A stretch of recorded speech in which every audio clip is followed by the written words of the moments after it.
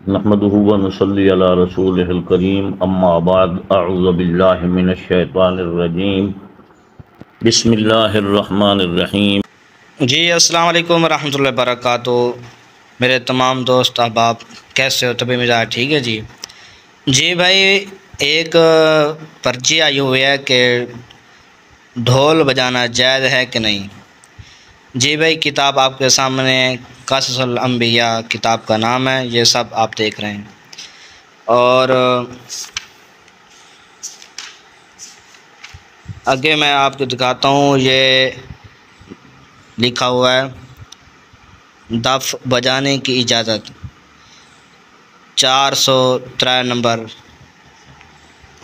اپنا کتاب کا نمبر ہے، یہاں پہ یہ مسئلہ بیان کیا گیا ہے۔ یہ دیکھیں دف بجانے کی اجازت، یہ آپ پڑھ لیں اور نوٹ کر لیں۔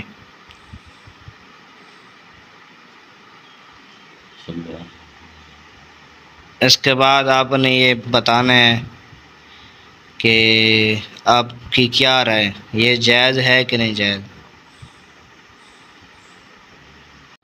نحمده ونصلي على رسوله الكريم اما بعد اعوذ باللہ من الشیطان الرجیم بسم اللہ الرحمن الرحیم۔ ان اللہ وملائکتہ یصلون علی النبی یا ایہا الذین آمنوا صلوا علیہ وسلموا تسلیما اللہم صل علی محمد وعلی آل محمد وبارک وسلم وصل علیہ۔ اہل کتاب نے مریم اخت ہارون کا نام مریم نبیہ بیان کیا ہے۔ اس سے مراد حقیقی نبی نہیں بلکہ یہ استعارہ ہے، اس کے لیے انبیاء کرام کے گھر کا فرد ہونے کی بنا پر انہیں نبیہ کہہ دیا گیا۔ نہ تو ان پر وحی آتی تھی اور نہ وہ حقیقی نبی تھیں، جس طرح بادشاہ کی اہلیہ کو ملکہ اور امیر آدمی کی گھر والی کو امیرہ کہا جاتا ہے، گویا وہ سردار نہیں ہوتی۔ اس سے قبل مذکور ہوا کہ حضرت موسیٰ علیہ السلام و ہارون علیہ السلام کی بہن مریم نبیہ نے دف بجا کر اللہ تعالیٰ کی تسبیح کے اشعار پڑھے تو ان کا اس دن ایک بڑی عید کے موقع پر دف بجانا اس بات کی دلیل ہے کہ ہم سے قبل سابقہ شریعتوں میں عید کے موقع پر دف بجانا جائز و مشروع تھا۔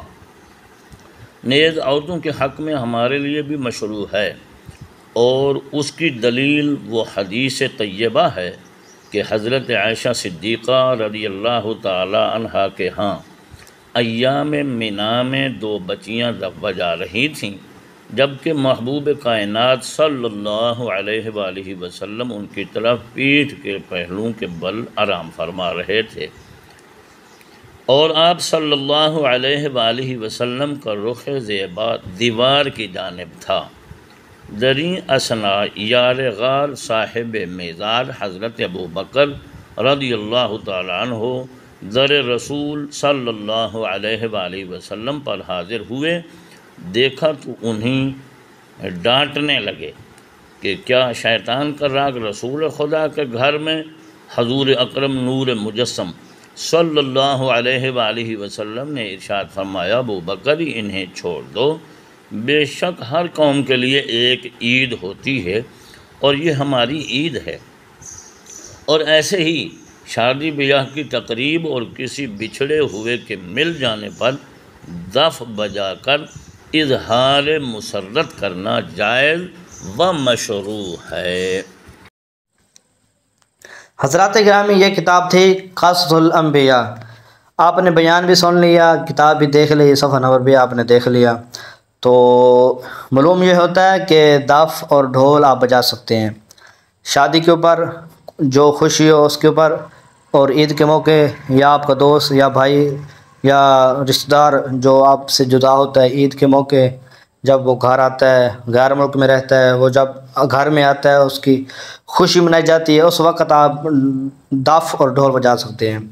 اور دف اور ڈھول کا فرق یہ ہوتا ہے، جو دف ہوتی ہے وہ ہاتھ سے بجائی جاتی ہے، جو ڈھول ہوتا ہے وہ ڈنڈے سے بجایا جاتا ہے۔ تو آپ اپنی رائے دیں، کمنٹ کے اندر بتائیں کون سا مسئلہ صحیح ہے کون سا نہیں ہے۔ اگر یہ مسئلہ غلط ہے، دف ڈھول وغیرہ نہیں بجا سکتے، تو قصص الانبیاء مکمل غلط ہے، جو لکھنے والا وہ بھی غلط ہے۔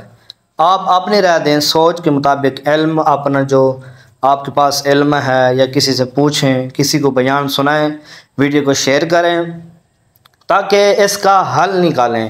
یہ بیان مقصد ہے غلط ہے یا صحیح ہے، کتاب لکھنے والا غلط ہے یا کتاب غلط ہے، آپ نے اپنی رائے لازمی دینی ہے، میں انتظار کروں گا۔